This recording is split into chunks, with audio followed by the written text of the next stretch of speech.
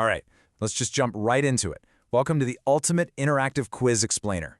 Today, we're putting your knowledge to the absolute test on the fast-paced, action-packed world of the earliest written synoptic gospel, the Gospel of Mark. You know, scholars widely recognize Mark as this breathless, urgent narrative that paints Jesus as the active, suffering servant king. So, we're taking a deep dive theological study and, well, turning it into a dynamic, modern challenge. We are totally bringing this static study to life. So here's the game plan. I'm going to read the question and your 4 options, and then a prominent 5-second countdown timer will kick off. So get ready, read carefully, and lock in your answers before that time is up. Once the clock runs out, we'll reveal the correct answer and see how you did. Okay, round 1, easy warm-up. Let's get our historical and theological gears turning. Here is question 1. Which action-oriented word is famously used over 40 times in Mark's Gospel to give it that urgent, fast-paced tone? Is it A, verily, B, immediately or straightway, C, behold, or D, afterward? Your 5 seconds start right now. And time's up. The correct answer is B, immediately. What's really fascinating here is the original language. This is actually translating the Greek word euthes, which Mark leans on heavily to drive this incredibly fast, action-packed narrative timeline. It perfectly captures Jesus as the active, relentless, and urgent servant king moving purposefully toward the cross. Let's keep that momentum going, shall we? Moving to question 4, what exactly did Jesus say to the violent wind and raging waves during the massive storm on the Sea of Galilee in Mark chapter 4? Was it A, be safe, B, peace, be still, C, why do you fear me, or D, be gone to the depths? 5 seconds on the clock. Lock it in. The answer is B. Peace, be still. This brilliantly illustrates a core theme of Mark's Gospel.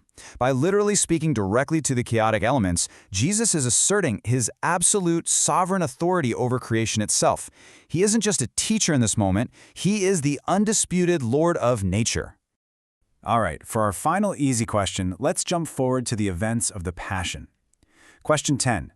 In Mark 14, how many times did Jesus predict Peter would deny him before the rooster crowed twice? Is it A, once, B, twice, C, 3 times, or D, 7 times? The clock is ticking. Time is up. The correct answer is C, 3 times.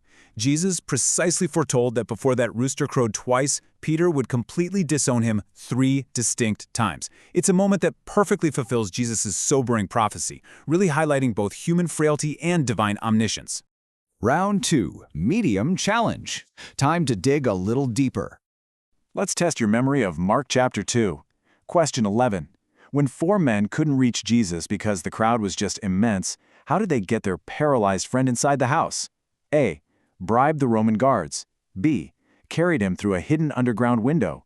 C, removed the roof over where Jesus was and let the mat down. Or D, waited until midnight. 5 seconds. And the correct answer is C. They removed the roof. I mean, talk about sheer determination, right? This extreme action vividly demonstrates the highly creative and, frankly, persistent faith of these friends in Capernaum. They literally tore the house apart just to bring their friend to Jesus. Next up is question 15, focusing on a much darker moment in the narrative. Who requested the head of John the Baptist on a platter after performing a dance for Herod Antipas?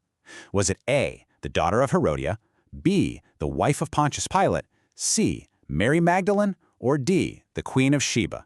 The countdown is on. Your 5 seconds are up. The answer is A, the daughter of Herodias. Acting on the grim, calculated prompting of her mother, the girl demanded John the Baptist's head immediately. There's that word of urgency again, presented right there on a platter. Question 19 tests your knowledge of the crucifixion climax. Which Roman official was the first human character in Mark's Gospel to declare, "Truly, this man was the Son of God," right after Jesus died? A, Pontius Pilate. B, King Herod. C, the centurion standing facing him. Or D, Judas Iscariot. Lock it in. Time's up. It's C, the centurion standing facing him. The grand irony Mark presents to us here is just incredible. It means a pagan Roman soldier was the very first human character to make this profound confession of faith in the entire narrative. Seeing how Jesus breathed his last, this total outsider recognized the ultimate divine truth. Round 3, the tough level. This is the final stage, folks. Question 21 is a real test of textual analysis. Scholars widely identify a unique literary technique in Mark called a Markan sandwich, also known in academic circles as interpolation. What exactly does this technique involve? Is it option A, alternating between prose and rhyming poetry? Option B, inserting one narrative event into the middle of another related story? Option C, repeating every miracle exactly twice? Or option D, structuring the gospel to always open and close with a list of names? Read them carefully and start your 5-second countdown right now. And time is up. The answer is B, inserting one narrative event right into the middle of another related story. This is such a brilliant literary device used throughout this gospel.